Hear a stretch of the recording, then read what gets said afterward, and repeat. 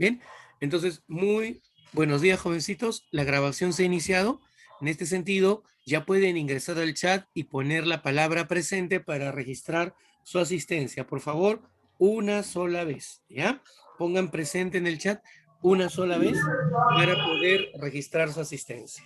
¿Sí? Ahí estoy viendo que están poniendo presente. Muy bien. ¿Listos?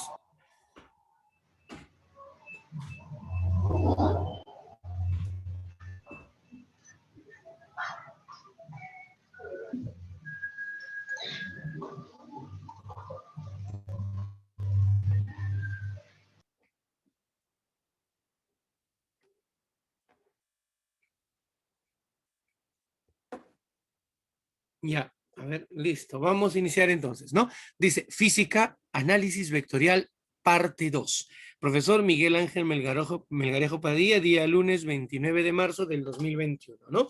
Entonces, esta es una clase que va a complementar lo que vimos respecto a los vectores la clase pasada, ¿sí? Habíamos hablado de vectores unitarios y una serie de teorías. Ahora vamos a ver algo que ya vimos el año pasado, que lo dejé para esta parte, para poder complementar lo que sabemos, ¿no? Entonces, aquí vamos a empezar, ahí va a aparecer, sí, ya está apareciendo, dice método del polígono. Ya hemos visto que es un vector, cuáles son las características de un vector, qué tipos de vectores existen, hemos visto toda esa situación. Ahora vamos a hablar del método del polígono. Para empezar, dice, el método de polígono es usado para encontrar gráficamente la resultante de un conjunto de vectores y por ser un método gráfico requiere de bastante precisión en el uso de las reglas y transportadores. Es por ello que se recomienda tener y usar su regla transportadora en el desarrollo de ejercicios referidos por este método. Esto es en un caso en donde yo te deje problemas de escala, ¿no? Pero como tenemos las cuadrículas de nuestros cuadernos, podemos usar ello también, ¿sí? Mire usted, vamos a ver el paso a paso de cómo se desarrolla este método. ¿Sí? Sean los vectores A, B, C y D. Tengo 4 vectores. ¿Cuál es el objetivo del método del polígono? El objetivo, el propósito es encontrar un vector resultante de estos 4 vectores, ¿sí? Entonces, tal como se muestran en el siguiente gráfico de esos vectores. Ahí tenemos el vector A, tengo el vector B, tengo el vector C y tengo el vector D.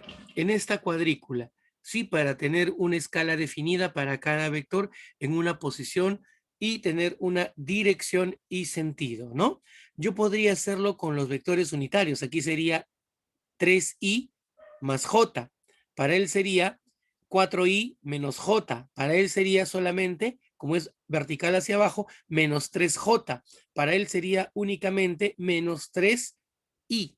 Y sumar esos vectores porque la resultante es la suma de este conjunto de vectores. ¿Se acuerdan? Pero ahora lo que vamos a hacer es usar un método gráfico. ¿Cómo? Vamos a encontrar un vector que sea capaz de generar el mismo efecto que estos vectores juntos, ¿sí? En ese sentido, vamos a recurrir a este método. Entonces, vamos a seguir una serie de pasos. Veamos. Dice, primer paso, se unen los vectores haciendo coincidir en forma sucesiva la cabecita, es decir, la flecha del primer vector con el punto de aplicación del siguiente vector, colita.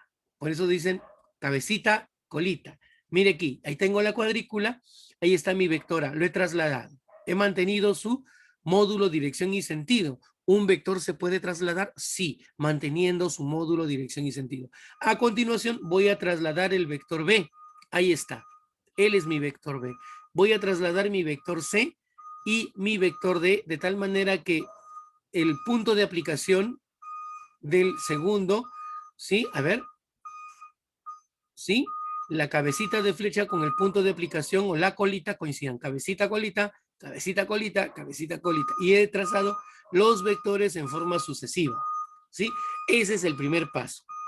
¿Qué sigue? Segundo paso. Dice, se une el punto de aplicación del primer vector A con la cabecita del último vector trazado, vector D, encontrando gráficamente el vector resultante. Mire, ahí teníamos lo que hemos hecho hace un momento. Ahí está esa secuencia, ¿sí? Este primer vector que tracé, él es el punto de, este es la colita, ¿sí? O punto de aplicación. Y él es la cabeza de flecha del vector D o la cabecita. Uno la colita del primer vector con la cabecita del último vector con un vector, y ese vector que he trazado, él se va a llamar la resultante de este conjunto de vectores. ¿Qué quiere decir? Que este vector va a ser capaz de generarme el mismo efecto que estos vectores juntos. ¿Sí? Eso va a suceder. En ese sentido, vamos a hacer lo siguiente. Vamos a tener lo siguiente, que ya tengo esto como resultante, y esa resultante, ahí dice, de aquí podemos establecer la siguiente relación matemática. ¿Cuál? Que el efecto producido por el vector A más el efecto producido por el vector B más el efecto producido por el vector C más el efecto producido por el vector D va a ser igual o equivalente al efecto que producirá este único vector de azulito llamado resultante. Es lo que matemáticamente ves aquí, pero lo que te acabo de explicar es la interpretación física de esta expresión matemática. Vector A más vector B más vector C más vector D es igual a vector R. Es lo que vemos en la pantalla. Pero ¿cómo lo interpretamos? Como una suma de efectos, ya que un vector me va a representar en algún momento de nuestro estudio una magnitud, ¿sí? Por eso digo, el efecto producido por el vector A más el efecto producido por el vector B más el efecto producido por el vector C y el vector D será equivalente o igual al efecto producido por este único vector llamado resultante. Bien, ahí lo tenemos. Seguimos. Mire usted, tener presente que lo único que nos quiere decir esta relación matemática de que el vector resultante R es capaz de generar el mismo efecto que los vectores A, B, C y D. Ahí te lo dejo textualizado. Bien, eso que te acabo de explicar. Bien, ¿preguntas hasta aquí, chicos? Es dibujar nada más, ¿no? ¿Preguntas hasta aquí? Muy bien. Ninguno, profesor. Entonces, ahora lo que vamos a hacer es calcular el módulo, porque ¿qué era el módulo? El tamaño de la magnitud que representa este vector, ¿sí? Básicamente su tamaño. En ese sentido, dice, si queremos calcular el módulo tamaño del vector, tendríamos que usar una regla o usar las cuadrículas adecuadamente. Vamos a ver, supongamos que cada cuadrícula tiene una unidad de longitud de lado. Vea, ahí está mi cuadrícula. Yo voy a decir que este ladito es una unidad y este ladito vale una unidad. Y ahí yo tengo lo que acabo de hacer con los vectores, ¿no? Ya su resultante encontrada. Voy a utilizar ese dato, que cada cuadrícula tiene una unidad de lado. Ahora, tratamos de ubicar el vector resultante en un triángulo rectángulo, tal como se ha visto. Esto es lo mismo que esto, pero vamos a ubicar este vector resultante en un triángulo rectángulo. ¿Cómo va a ser eso, profesor? Mire la pantalla, por favor. Este es el vector resultante. Yo voy a ubicar ese vector dentro de un triángulo rectángulo. ¿Cuál? ¿Vio la pantalla? Se puso de color amarillo. En ese sentido, eso que se ha sombreado de amarillo es un triángulo rectángulo donde este vector resultante sería la hipotenusa de ese triángulo rectángulo. Él sería cateto, cateto. Es más, yo puedo saber cuánto mide este cateto. Si este cuadradito tiene una unidad de lado, aquí tendría 1, 2 y 3. 3 unidades. Y por aquí tendría 1, 2, 3 y 4. 4 unidades. Este cateto tiene 4 unidades, este cateto tiene 4 unidades, y si yo quisiera calcular el tamaño o el módulo de esta resultante, simple y llanamente tendría que aplicar ahora el teorema de Pitágoras. Dice, ahora como cada cuadrícula es de una unidad de longitud de lado, tenemos que los catetos del triángulo rectángulo formado son conocidos, 3 y 4, ¿sí? Ahora el módulo del vector resultante ahora el módulo del vector resultante R encontrado por el método del polígono se puede calcular fácilmente usando el teorema de Pitágoras. ¿Qué te decía Pitágoras? El cuadrado de la hipotenusa, en este caso será el módulo de este vector resultante. ¿A qué va a ser igual? A la suma a la raíz cuadrada, o bueno, al cuadrado de la suma de los catetos, pero despejando sería la hipotenusa es igual a la raíz cuadrada de la suma de los cuadrados de los catetos. ¿Cómo, profesor? Aquí está, mira, ve. El módulo de este vector resultante se escribe así o así, según la clase pasada. Y eso sería igual a la raíz cuadrada de 3 al cuadrado más 4 al cuadrado. la raíz cuadrada de la suma de los cuadrados de los tamaños de los catetos, ¿sí? Y de aquí tendrías 3 al cuadrado, eso es 9, 4 al cuadrado es 16, la suma es 25, por lo tanto, el módulo del vector resultante será 5 unidades, ¿sí? Y así vas a proceder si trabajas en una cuadrícula o un papel milimetrado a escala, ¿no? ¿Y es la única forma? No, hay formas alternativas y los de los problemas que dejemos van a depender del criterio a usar. Pero en general, esto es un aporte adicional para poder calcular, ¿sí?, el módulo de la resultante de un conjunto de vectores encontrada por el método del polígono. Bien, voy a dar vuelta a la página. Dice, miren, observaciones. ¿Qué pasa? Aquí, ven los vectores, eran 4 vectores, los de rojo, y su resultante es el de azul. Siempre quedó una abertura entre el primer y el último vector que se cerró con este vector, y él era la resultante. Ahora, la observación que acabo de la cual he retrocedido, vea usted. Mira, aquí aparece. Polígono vectorial cerrado. Mira, yo tengo un vector, dos, tres vectores. Estos tres vectores se trazan uno a continuación del otro, pero coinciden. Luego de trazar, el último vector coincide con la colita del primer vector. Es decir, cuando sucede esto, no hay forma de trazar resultante, que quiere decir que el módulo del vector resultante para este conjunto de vectores es 0. Mira aquí, otro caso. 4 vectores, A, B, C y D. Y E, 5 vectores. Trazo uno a continuación del otro y al final coinciden. E con A van a coincidir. Entonces, entre este punto ya no hay un espacio y no se podría trazar resultante alguna. En estos casos, a este tipo de polígonos vectoriales que se le forman, se les llama polígonos vectoriales cerrados. En cambio, lo que vimos aquí, vea la pantalla, esto que se formó de rojito todavía no es un polígono vectorial cerrado, queda abierto. ¿Cuándo se cierra? Cuando trazo la resultante, porque hay posibilidad de añadir un vector resultante. En este caso, esta resultante no es nula, pero en estos casos, sí, en estos dos casos, yo termino de unir, según el método del polígono, mis vectores y no hay forma de volver o poder trazar una resultante. Bien, ahora, profe, es un polígono vectorial cerrado. Ahora hablamos de un polígono vectorial cerrado cruzado. Mira, trazo un vector A, B, C y D, pero se cruzan dos vectores y te forma esta figura. Pero al final, el último vector trazado con el primer vector trazado, ¿sí?, no dejan espacio para trazar un vector resultante. Coinciden la cabecita del último vector con la colita del primero, así como en los casos anteriores coinciden. En este caso también, el módulo del vector resultante será 0, ¿sí? Y este criterio lo vamos a aprovechar cuando veamos la parte de estática. Sí, vamos a ver este año la parte de la estática. ¿Qué es la estática? Es el análisis de fuerzas que actúan sobre un cuerpo o sistema bajo ciertas condiciones llamadas condiciones de equilibrio. Y una fuerza se puede representar por un vector. Por lo tanto, ahí vamos a hablar de polígonos vectoriales cerrados porque las resultantes van a ser nulas. Pero ya en términos físicos mucho más claros, hablando ya de magnitudes tales como las fuerzas y los diversos tipos de fuerzas que vamos a analizar. Profesor, sí hay tipos de... Sí, en su momento lo vamos a ver. El spoiler que te puedo dar es que un vector representa básicamente una fuerza, o una fuerza se puede representar mediante un vector. ¿Bien? Es mejor así, creo, ¿no? Un vector se puede. Por eso es importante y vital el estudio de los vectores en el curso de física. ¿Preguntas hasta aquí, jóvenes?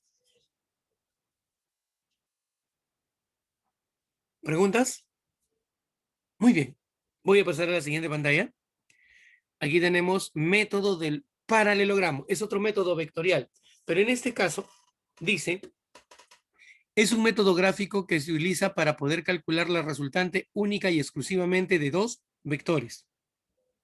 Y por ser un método gráfico, requiere de bastante precisión del uso de la regla y el transportador. Es por ello que se recomienda tener en cuenta usar una regla y transportador en el desarrollo de los ejercicios referidos a este método. Bien, vamos a ver, vamos a ver. Mira, dice, sean los vectores A y B.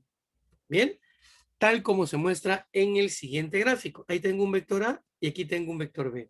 ¿Qué voy a hacer con estos dos vectores? Yo quiero encontrar de estos dos vectores un equivalente, o sea, una resultante, es decir, un único vector que sea capaz de generarme el mismo efecto que estos dos vectores juntos. Bien, para ello vamos a seguir un procedimiento, una serie de pasos. Disculpe usted. Dice, se trasladan los vectores hasta que queden unidos por sus puntos de aplicación. Mira el puntero láser. Él es el punto de aplicación del vector B y él es el punto de aplicación del vector A. Yo voy a trasladar. Para ello, aquí ves la pantalla, esta figura es esta misma, sino que está en una sombrita, un color más atenuado para tenerlo en consideración. ¿Y qué voy a hacer a partir de aquí? Este vector y este vector los voy a deslizar manteniendo su módulo, dirección y sentido. Ahí deslicé el vector A, ¿sí? Pero a partir del punto de aplicación de A, voy a trazar el vector B. Se trasladó. No he alterado nada, solamente la gráfica le he trasladado, ¿no? Si tú lo quieres hacer en tu cuaderno, lo podrías hacer con un transportador. ¿Bien? Un juego de reglas. Ahí lo tenemos. Ese es el primer paso. Y el segundo paso, profesor, vea usted, dice, desde los extremos de cada vector, cabecitas, este es el extremo de este vector y este es el extremo del otro, se trazan líneas paralelas a cada uno de los vectores hasta que se corten formando un paralelogramo. A partir de aquí, vea, ahí tengo lo que acabo de hacer. Ya tengo mis dos vectores que se han unido por sus puntos de aplicación. Él es el extremo del vector A, él es el extremo del vector B. En este punto voy a trazar una línea paralela al vector B. Y en este punto voy a trazar una línea paralela al vector A. Paralela, o sea, vamos a hacer lo siguiente. Una línea paralela y otra línea paralela. ¿Ven? Ya se cortaron en este punto. ¿Ya? Ese es el segundo paso. Ya tengo el o la figura que le dio origen a este método. Paralelogramo. Bien, veamos ahora lo que vamos a hacer. Preste atención usted. Mire, uy, aquí no lo terminé de animar. Ahí está. Tercer paso. Desde la intersección de los vectores, o sea, desde este punto de aplicación y el paralelogramo que yo construí, desde este punto voy a trazar un vectorcito. Este vector es el vector resultante. ¿Sí? Este vector R es la resultante de estos dos vectores. Por eso acá escribo R es igual al vector A más B. Pero como lo leíamos, el vector resultante encontrado será capaz de generar el mismo efecto que los vectores A y B juntos. ¿Sí? Ese es el sentido físico que le damos a la lectura de esta notación matemática, que comúnmente lo leerías, vector resultante es igual al vector A más el vector B. Bien, pero tiene un sentido físico. Ahora, si nosotros queremos calcular aquí el tamaño de este vector, vamos a recurrir a una herramienta matemática que se enseñará y se verá más adelante en el curso de trigonometría llamada ley de cosenos.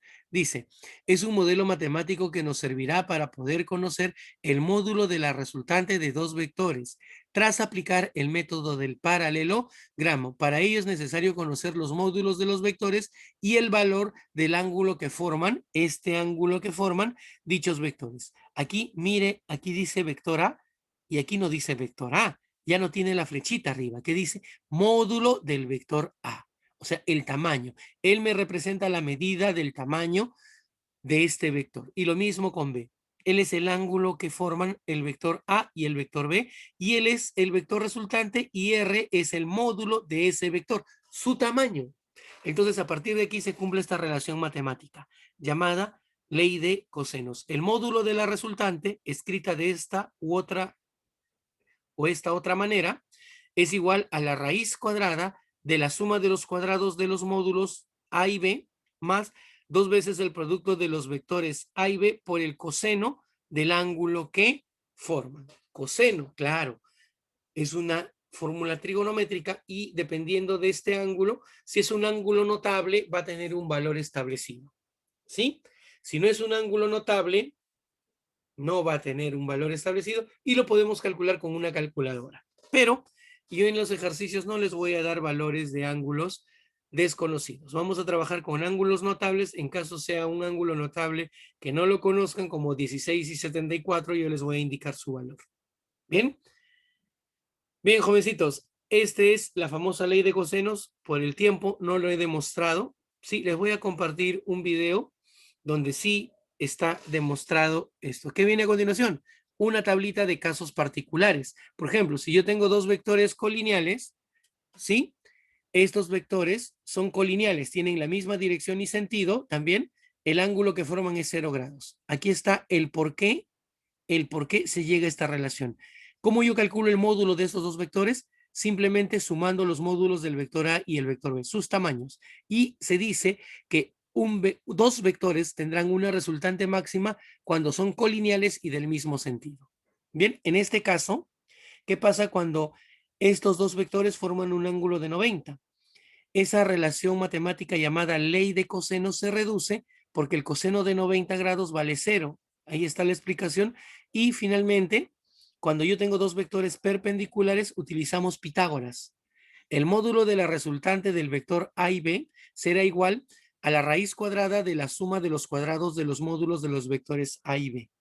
Bien, y luego para esta parte, sí, ¿qué pasa si teta suma 180 grados? Es decir, estos dos vectores son colineales, pero de sentidos opuestos, es decir, forman 180 grados entre sí. En este caso, el módulo de la resultante se calcula como el módulo del vector que apunta a la derecha menos el módulo del vector que apunta hacia la izquierda. Y esa resultante será llamada resultante mínima. ¿Sí? Es decir, dos vectores tienen una máxima resultante cuando son colineales y del mismo sentido. Y tendrán la mínima resultante cuando son colineales pero de sentidos opuestos. ¿Y cómo se calcula la resultante máxima? Suma de módulos. ¿Cómo se calcula la resultante mínima? Diferencia de módulos, ¿no? Estas son las particularizaciones de la ley de cosenos. Aquí está explicado. ¿Bien? Siguiente. Dice aquí, mire usted, casos particulares. Cuando los vectores son de igual módulo. ¿Qué pasa si los dos vectores que yo estoy analizando tienen el mismo módulo? Aquí tenemos un esquema. Si siendo del mismo módulo forman un ángulo de 60 grados, ¿cómo calculo el módulo de la resultante? Aquí está en una forma directa. Aquí usted ve el proceso, cómo se llega a él, y la resultante será, si el módulo vale m y m, la resultante será m raíz de 3. Ojo, cuando los vectores formen 60 grados. ¿Qué pasa si los vectores son de igual tamaño o módulo y forman 90 grados? Entonces, en forma directa, vea la pantalla, el módulo de la resultante será m veces la raíz de 2. Si él tiene módulo m, su módulo se calcula como m raíz de 2. ¿Ve usted aquí? ¿Sí? Aquí está el proceso. Aquí está el valor del coseno. Y lo otro es que cuando forman 120 grados, dos vectores entre sí del mismo tamaño o módulo, forman 120 grados, su resultante es igual a ese mismo valor. ¿Qué quiere decir? Si yo tengo un vector de 5 unidades y otro vector de 5 unidades y ambos forman un ángulo de 120 grados, su resultante valdrá 5 unidades. Si yo tengo dos vectores iguales de 7 unidades y son mutuamente perpendiculares, su resultante valdrá 7 raíz de 2 unidades. ¿Ven? Aplicación directa de estas propiedades que son una particularización de la ley de cosenos. ¿Qué sigue a continuación? Tenemos aplicando lo aprendido. Ahí tenemos el primer ejercicio, el segundo ejercicio, el tercer ejercicio, un cuarto, un quinto, un sexto ejercicio y aquí terminaría la presentación. ¿Sí? Me faltó poner su actividad, pero eso lo vamos a ver posteriormente.